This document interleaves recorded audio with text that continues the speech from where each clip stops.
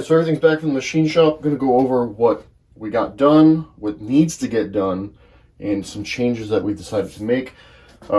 This is not the same block that we sent out. We found that the other block had a little bit of ovaling and wear on it, probably because, you know, it had 100,000 miles on it.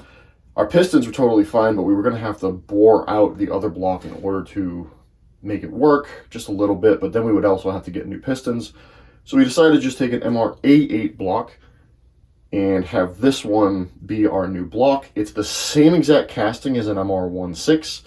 There's only basically two major differences, and that actually is stuff that bolts onto the engine.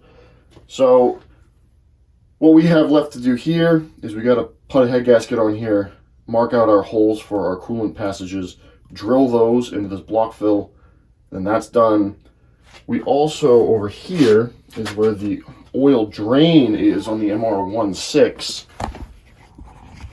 You'll see the threads are there, and the hole is almost through, but not completely. So what we need to do is just drill that out, and then we have our oil drain. That's one of the differences between an A8 and a 16 block. The other thing that we are going to have to do is in relation to the crank cradle, which I'll get to in a second. Something we are going to do to this is we were experiencing pretty high crank pressures before. So right here is one of the main oil returns from the cylinder head. We're going to drill and tap around here and put a -10 fitting right there and run this to our catch can to increase our crank ventilation, just because we are running pretty high boost numbers and crankcase pressure is becoming a bit of an issue, even with the extra ventilation that we have in the valve cover. So the A8 doesn't have a crank girdle support, but it has the same upper oil pan and everything that will fit one. The only difference is this is an MR-16 main cap, and then this is an A8 main cap. And as you can see, there's a bit of a height difference, you know, pretty substantial. We have actually converted an MR-18 to have the crank girdle from an MR-16 on it before, so we know the process. We're just going to put these in our CNC mill and mill them down so that they're the same height as this. Then you can use the MR-16 crank support girdle on the MR-A8 or 18, and you're basically have an MR-16 at that point. That's really the only giant differences between the engines, and it's not even that substantial. So we have here our crank. The other crank obviously was no bueno. So this is actually an MR-18 crank, which we had the casting numbers and everything checked, which you can find up here. We had these checked on 3 different cranks that we bought. We bought another MR-16 crank, an MR-18 crank, and then another crank that had the same part number. It was for some Renault engine, which was probably an MR-16 variant. They're all exactly the same. So if you ever need a crank, instead of paying for the $1,000 MR-16 crank from Nissan, you can get an MR-18 crank. This one was used in great condition. We paid 80 bucks for it. Can't beat that. You just can't. So that's what this is. We actually have an MR-18 crank in another car that we built. We know that they work, but we just verified that the casting is the same, the material is the same, thicknesses are the same, and all that jazz. We had this one modified with the extended keyway, which I'm not sure if you're going to be able to see it or not. The cog is now almost press fit. I pushed it up a little bit so you can see in there. You can see the bottom of that keyway, and there's the top, which obviously before we only had this little top section, which I can show you on this crank. So before, all we had was this. Now that goes all the way down, which if you watch our previous video when we tore down this engine, we found that this was twisting and rattling and it was breaking. So that will fix that problem. We also had the crank balanced even more. Now from the factory, they're pretty well balanced the way they come. They actually can just be flopped in with some internals, and you're pretty much good to go. But we are revving so high and so fast that obviously vibrations are becoming a problem, and the factory tolerances just aren't enough.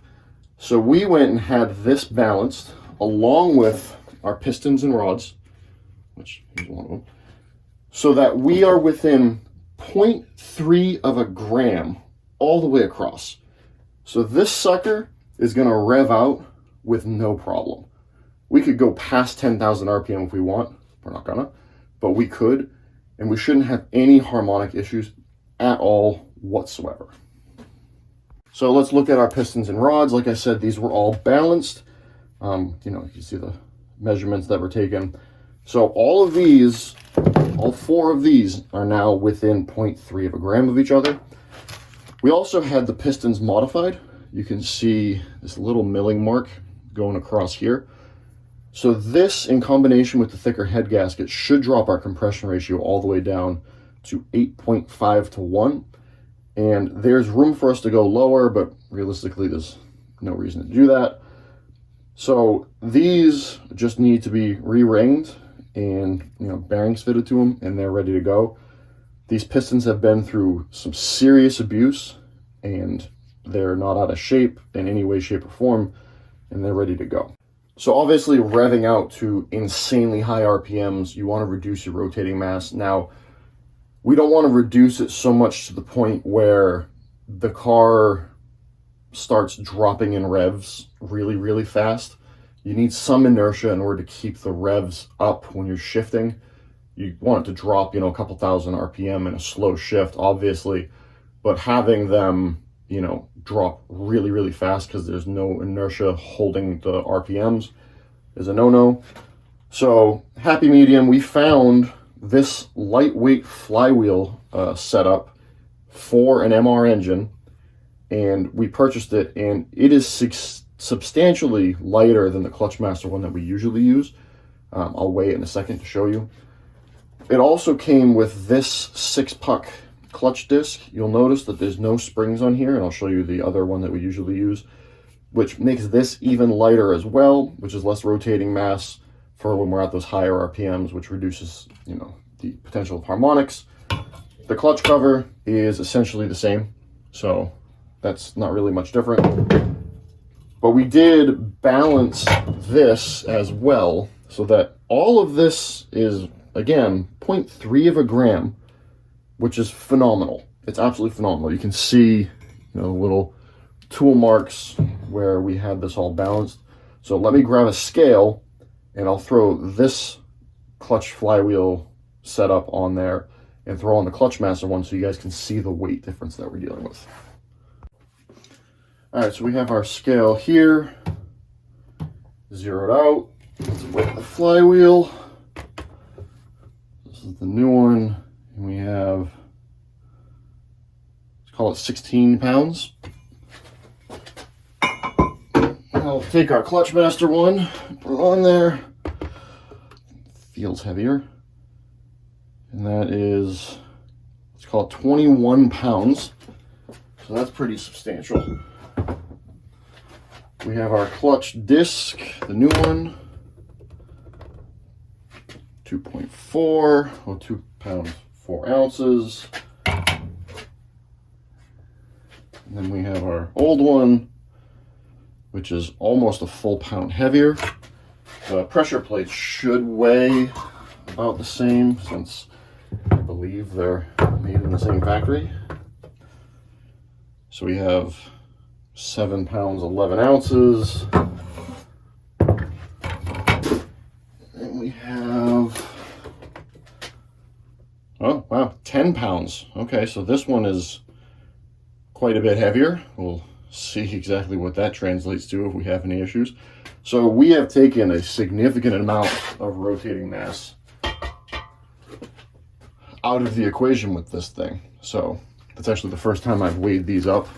So that's a substantial difference in weight. Over the block, I almost forgot the most important thing. So this is the head stud that we were running before, which held up fine until we put more cylinder pressure through it than it was designed for. So we're upgrading to these, which are essentially 2 times the size. So, you know, if I try to put this in the block now, sinks all the way to the bottom, doesn't grab anything. But these now thread in here exactly as deep as they need to be. And that is our new head stud setup. We modified the cylinder head to be able to accept the larger washer and nut, obviously. But this right here is actually a good time for a little lesson in head studs. So this right here is where the threaded area for the head studs is. From the factory, goes down here. It's a blind hole. They're always made deeper than necessary so that if material is in there or fluids or anything like that, the head bolt or stud will still be able to go in enough to do its job.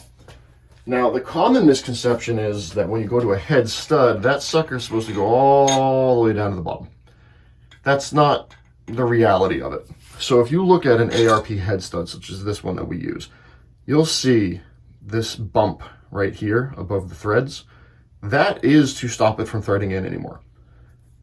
You don't want it to bottom out, because if you have it bottomed out and there's any material in there, or the hole isn't drilled exactly the same, or there's extra thread, any imperfection, you're now going to have different height head studs or different amounts of head stud protruding from the block.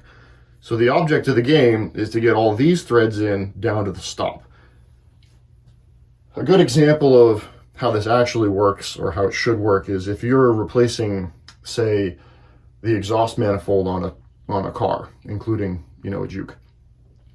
If you pull those studs all the way out that bolt the manifold to the head, the hole going into the head is way longer than the stud. The stud has a stop on it.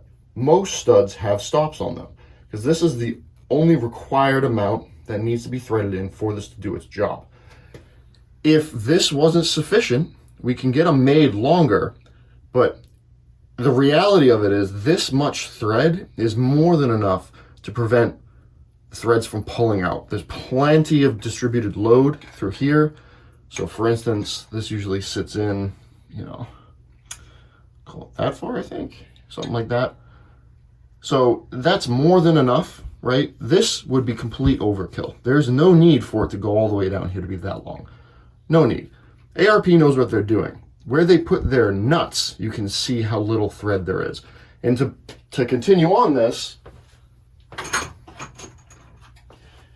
if you need a substantial amount of threads in order for this to work, or you wanted this needed to bottom out or whatever, then how is it that a nut of this size, which of course it's the wrong nut, but it's the same size, how could a nut of this size be enough to torque this down? So just a little thing that seems to be misunderstood by some people about how a head stud works. They don't have to bottom out. Some applications they do, most applications they don't, for the reasons specified. And you'll notice on the new studs that we're using, the threads are inside of the OD of this thing, right? So this will stop when it gets there. When they machined these, they drilled down pretty far, but we're still only going that far in, which is more than enough to hold this, especially on a coarse thread like that. So we're not, you know, going all the way in. Show you how far in we go. So right about there. Okay, so we're not all the way in. We're not, by a long shot. There's quite a bit of room under here. So if I mark this with a black Sharpie, I know that makes sense, but you can see the line that's on there. And I pull this out, and we now put this here so that the mark goes down into the threads of the deck. So that's the mark right there. You can kind of see it.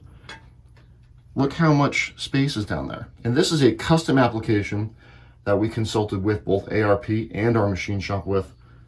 And this is more than enough. We have this going in that far, and we have enough protrusion in the head for everything to work. So now that we've gone over everything, it's time to get to work. Going to start by doing the piston rings, which I'll walk you guys through that process a little bit. And then this is extremely time consuming, extremely boring. So I'll show you the setup on it, and then I'm just gonna bang that out. All right, so we're gonna do easiest thing first, which is put in the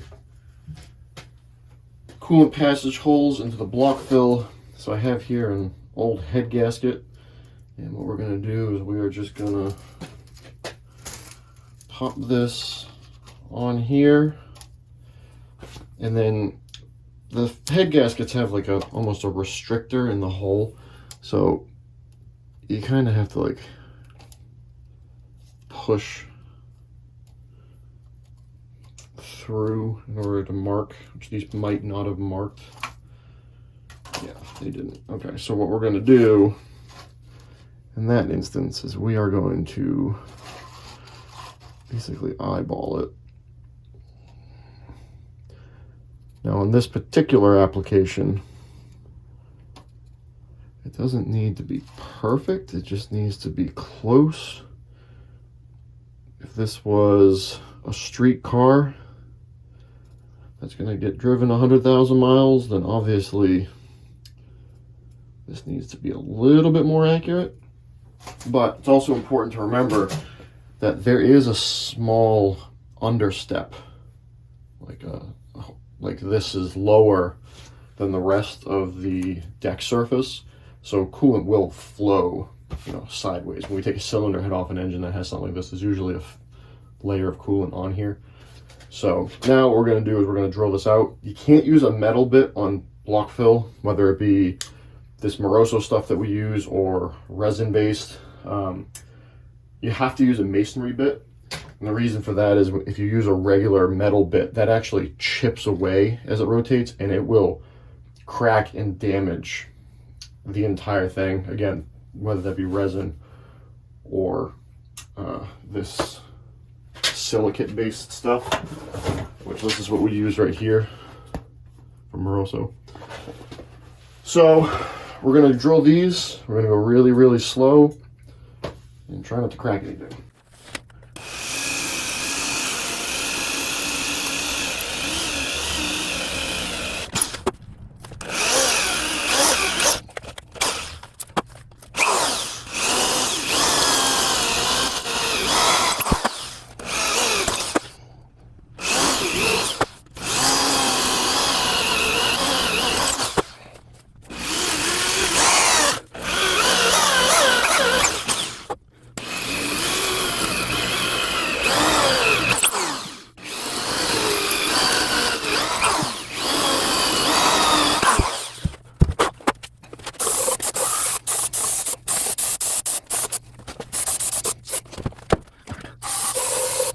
And what we'll do is, before, you know, putting everything together, we'll blow all that out, but we'll get all the pre-assembly stuff done first. So the next step is going to be doing the piston rings. So I just sprayed the cylinders out, but now I'm going to really clean them and then put a film of oil in them and start doing the piston rings. So I did this all out already off camera just because, you know, math's boring. But these total seal piston rings that we use come with this little chart, and you pick from over here your application, and then it tells you top ring, second ring, and oil ring clearances.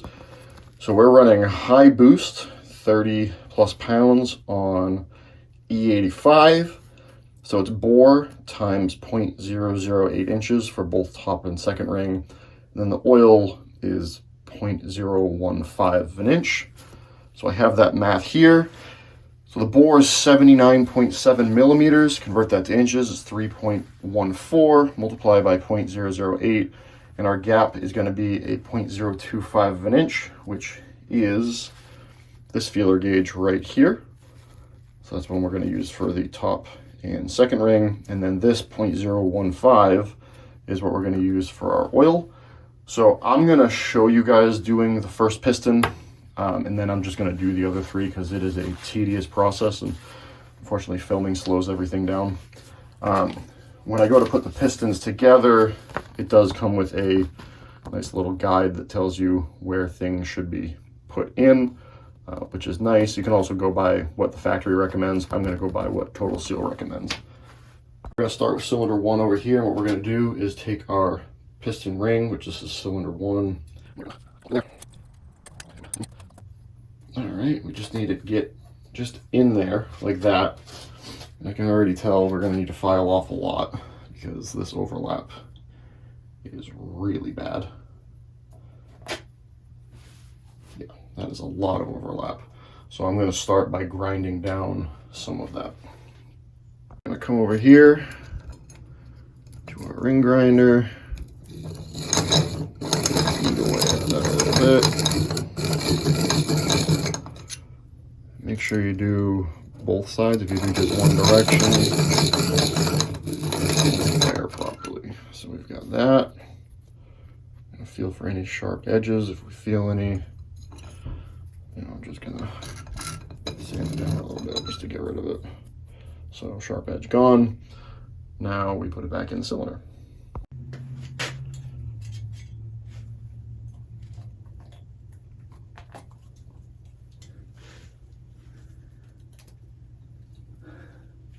So to do the actual measurements, you use a piston to put this in here completely straight. But I can just see with my eyeball that we got to bring this gap way down. It is still overlapping, as you can see right there. So we're going to have to bring this gap way, way down. And it's just doing this over and over again. So once I get it to where we can actually put a piston in there, I will start filming again. Our oil. Take our ring. Get it in there. Take our piston. Nice and square in there.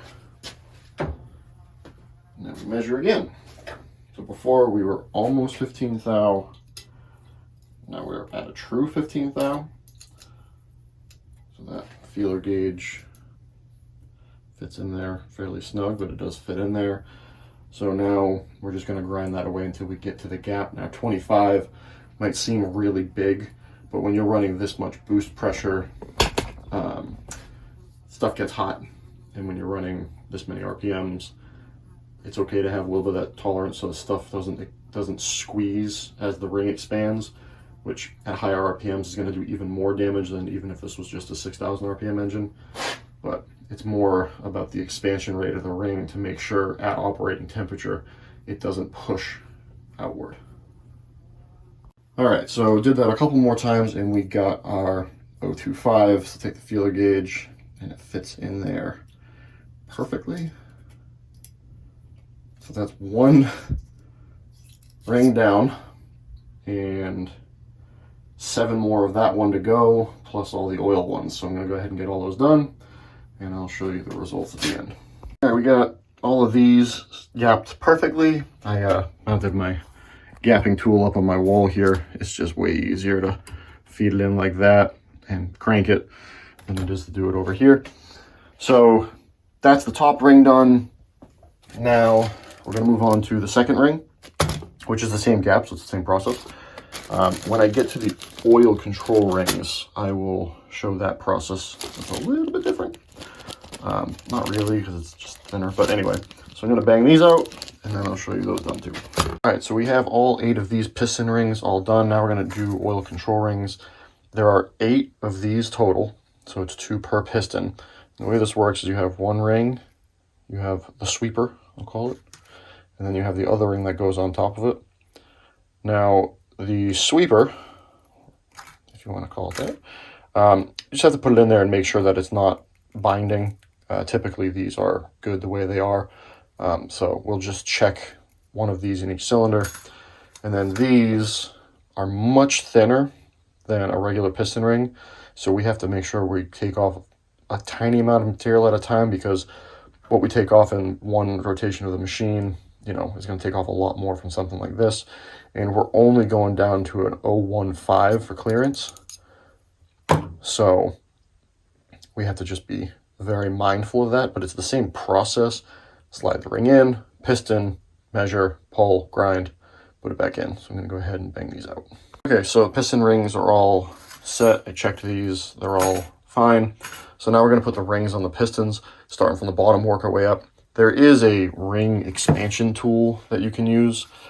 I don't own one. I've never used one, and I've had perfect good luck. So what we're going to do is We're gonna just pop that on there first, and then do our sweeper. So, and we'll do the second one. I'm not worried about position right now, as we're gonna rotate them all around after we get them on. So there's the second one on, and the top one. All right, so we have the rings on all the pistons, so now what we're going to do is put them where they're supposed to go. So I've drawn a little road map on here, little arrows, just so that that picture kind of makes a little more sense in person. So we're going to hold this with the front of the engine, which is that dot, and then our center line for the wrist pin. And it says bottom oil ring gap is to go over there. So let's find that. All right, so we got our bottom oil ring gap. It's that right there. Now this is going to get a little tricky to do with one hand. I have a pen. I usually use a pen for this to move that second ring. Just because it's round, I won't risk scratching anything. And that is going to go here, which on our thing is right there.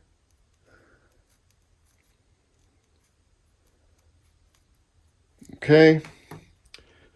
Now we have oil ring expander gap.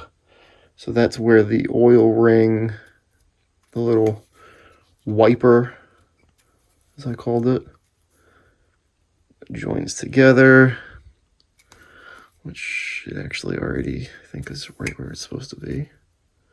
Yep, right there. So then we have second compression ring gap, which is going to be here. So let's rotate that around.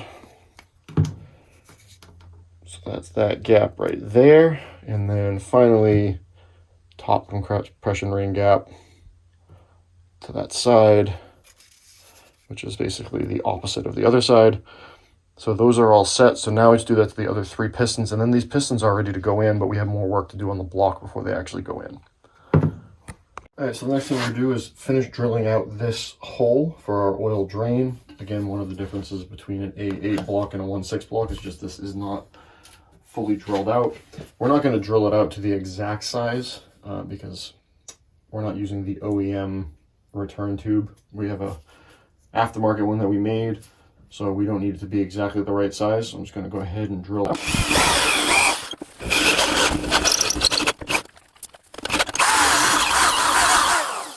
Alright,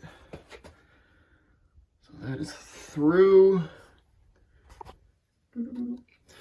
So we'll clean that off, but again, we're going to be putting this fitting right here. So I'm going to drill that hole. This does need to be a specific size because this is a 1/2 MPT. So I'm going to drill the initial hole, get it to the right size, and then thread it. So I've drilled this hole and I'm kind of sitting here thinking I might just weld a bung on there. If we don't end up using it for some reason, it's got a problem, we can just cap it off. So I think I'm just going to weld it. So I don't have any weld bungs, but what I'll do is I'll cut this threaded piece off, grind this down so it's clean, weld it on, but we'll do that after I finish doing the remaining modifications to the block. I'll show you the next one we got to do. Another difference with the A8 and 1.6 is the oil squirters just are not drilled out. You can see the ports are there, ready to go. We are not putting those back in. You see a lot of Honda guys do this for high revving engines. That allows a lot of oil pressure to escape. So now your pump is working harder to make the pressure. You know, you have a bypass in there for regulating pressure. So, you know, it's not like it's going to see a low oil pressure, but you want to make sure all the oil pressure you can is going into the bearings. So we're going to leave these capped off so that the oil pump is no longer having to feed oil pressure through the oil squirters onto the pistons. This car is only going to be doing, you know, quick rips and occasionally driven on the street. So we're not worried about doing, you know, crazy, you know, 10,000 mile drives, beating the crap out of it. It's not going to be a street car. So we're not worried about cooling the pistons or extra lubrication of the pistons. So we're going to leave those there, but what we do need to modify is, I have here my extra connecting rod and piston. This doesn't fit in here. So let me go ahead and just slide this up in there so you can see what I'm talking about. I have this piston and rod assembly in here. Our connecting rod is way, way, way wider than a factory one. So it actually ends up hitting the lower part of the bore right there. The other side is fine because if you didn't know, your pistons are actually offset from center. They're not exactly centered. A lot of people think they are. So what we do is we actually go into here and we die grind out the extra space we need for this.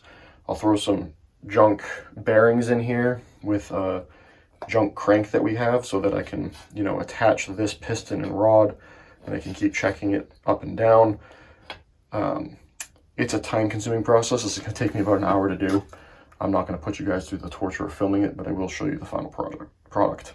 So that is how much material has to get taken out. You're nowhere near the rings, so it's not going to hurt anything. Done this dozens and dozens of times, plus the many, many, many rods that we've sold. So we didn't have to do that to all the other ones. And that is a project.